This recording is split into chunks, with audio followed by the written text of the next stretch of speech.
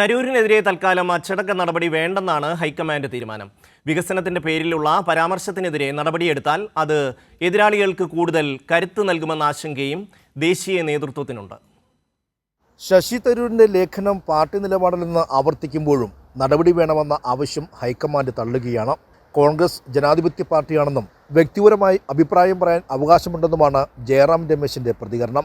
തരൂരുമായി സംസാരിച്ചതായി K C. വേണുഗോപാലും വ്യക്തമാക്കുന്നു. ശശി തരൂരിനെതിരെ നടപടിയെടുക്കുമ്പോൾ നൽകേണ്ട വിശദീകരണമാണ് ഹൈക്കമാൻഡിനെ പ്രതിരോധത്തിലാക്കുന്നത്. വികസനം ചൂണ്ടിക്കാട്ടിയതിന്റെ പേരിൽ നടപടിയെടുത്താൽ അത് എതിരാളികൾക്ക് കൂടുതൽ കരുത്ത് നൽകുന്നതാവുമെന്ന വിലയിരുത്തലിലാണ് AICC നേതൃത്വം. അതേസമയം മുൻപും കേരളയിലടക്കമുള്ള വിഷയങ്ങളിൽ വികസന നിലപാട് തുറന്നു പറഞ്ഞ് പ്രതിരോധത്തിലാക്കിയ തരൂരിനെതിരെ അച്ചടക്ക നടപടി വേണമെന്ന ആവശ്യമാണ് പ്രതിപക്ഷ നേതാവ് VD സതീശനും UDF കൺവീനർ MM ഹസനും ഉന്നയിക്കുന്നത്. എന്നാൽ KPCC അധ്യക്ഷൻ K. സുധാകരൻ തരൂരിനോട് മൃദു സമീപനം സ്വീകരിച്ചതും ശ്രദ്ധേയമായി.